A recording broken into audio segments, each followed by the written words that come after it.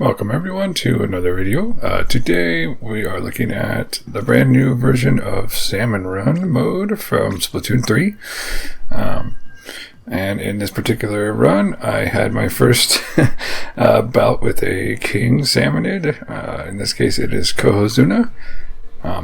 For those who are curious, the nickname Cohozuna, it's a portmanteau between the Cohawk, which is a regular Salmonid enemy, and Yokozuna, I'm assuming, which is the highest rank attainable in sumo wrestling. So, anyway, for those who are new to Salmon Run, it debuted in Splatoon 2, but the version coming here for Splatoon 3 has a lot of changes to it.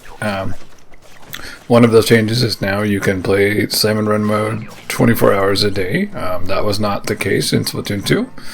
And like we see right off the bat here, this is a Salmonid, a boss Salmonid right here. This one that's, I forget the name of it right off the top of my head, the Flopper, I think his name, something like that. That's one of the new ones. There are some new boss Salmonids for Salmon Run. And the goal here is you team up with 3 teammates and you're taking on this horde of Salmonids, which are controlled by the computer AI. And what you're trying to do is collect the power eggs, which are given by the Salmonids, but those ones like you see right there, those are the golden eggs, and those are the ones that's your main objective in Salmon Run mode, is to bring them back to the base. Now, as you just see there, we toss the eggs into the basket there. That's actually new. Normally, you would run, not run or swim, whatever, up next to the basket, and you would press the A button to drop them in. But now you can actually throw them forward and toss them. So that actually helps you can actually toss them to your teammates or toss them into the basket from further away. It's a pretty nice time-saving measure, but of course it takes some getting used to. This was actually my second time of playing Salmon Run at all in Splatoon 3, and so I'm definitely still getting used to everything. And there you see a message, 1 player left. It says, so we barely survived that wave there. So generally with Salmon Run, how it works is it goes in different waves, and there will be 4 weapons on rotation, and you are randomly given the weapon at the start of each wave. So you don't know what you're going to be playing with, and it's a good way to sort of get you out of your comfort zone of trying different weapons, ones you normally wouldn't, because you really don't have a choice. And so it helps you practice there. And then the main thing too is just to work with your teammates, because you're all trying for the same objective here, and it's basically just survive these crazy Salmonids. And you saw there at the end they had most of my teammates were all wiped out. They had all gotten splatted, so they had that little orange cross-eyed squid or octopus symbol. And they'll be in these little flotation raft things, and what you do is you just hit them with your ink, and it will kind of revive them. And then, and if you ever see a teammate like that, you definitely want to help them out, because you need all your teammates to, able to move around and function to be able to really get through, all these waves of boss Salmonids, and even the regular little Salmonids can get you sometimes, so. And you're given some specials. Here I use the triple ink strike. You're given 2 per round. There are different boss Salmonids, as you've been noticing here. There's a whole training mode on it too when you first play, so it teaches you about all the different boss Salmonids and everything. And then as you're going through, one of the things I'm just trying to do is ink the walls and everything, and your team's ink, because you really need the mobility. There's so many things that can just see, like right there, it's all green. There's so many things that make it so you can't just freely move, and then you're trapped and you get in some trouble there. Now you'll notice here towards the end, let's see, right as the next wave starts, there'll be a little marker, and you see that little dark marker, wave marker on the bottom. That kind of tells you where the water level is going to be. If it's up higher on the screen, then it means it's high tide, and it could be down even lower on the screen, it'll be low tide. So it's just a little thing that's kind of hard to notice sometimes.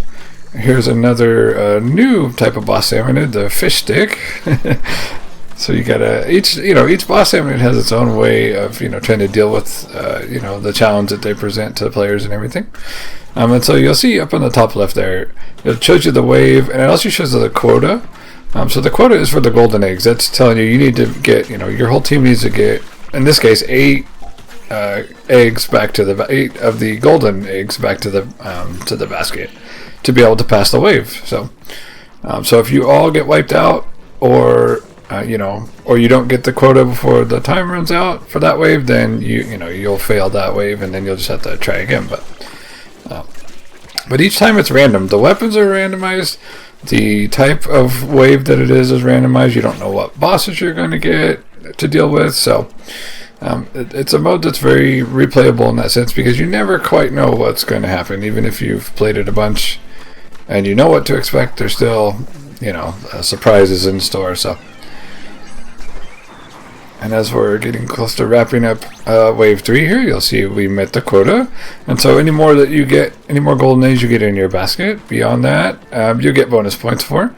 And at the end, you'll see there's unlockable content that you get, just for playing in Salmon Run mode. And, it's a good way to get things like food and drink tickets, and certain gear is exclusive to this mode.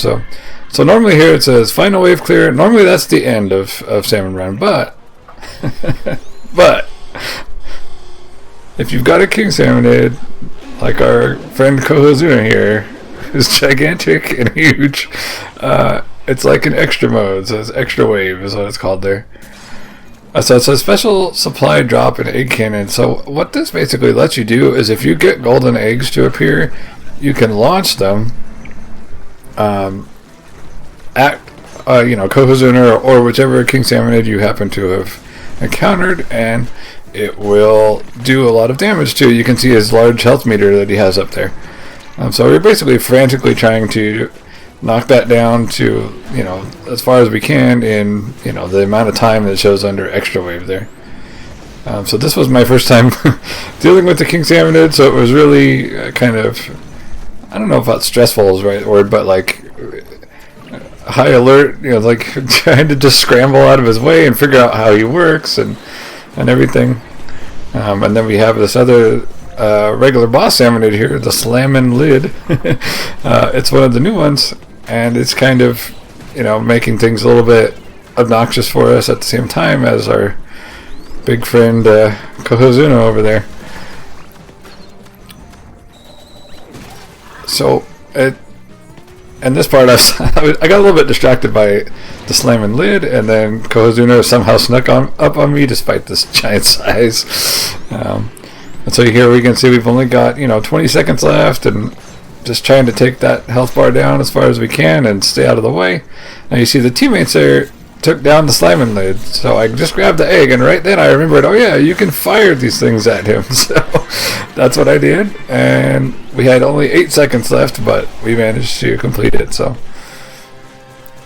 that's a really quick crash course on Salmon Run. I hope you enjoyed seeing the new extra wave and the Cohozuna king salmonid. I haven't seen any others yet. That's the only king salmonid battle I've gotten in so far, because I only played Salmon Run for the first time yesterday. But anyway, I'm sure there'll be more videos in the future. So thanks for watching, and I'll see you in the next video.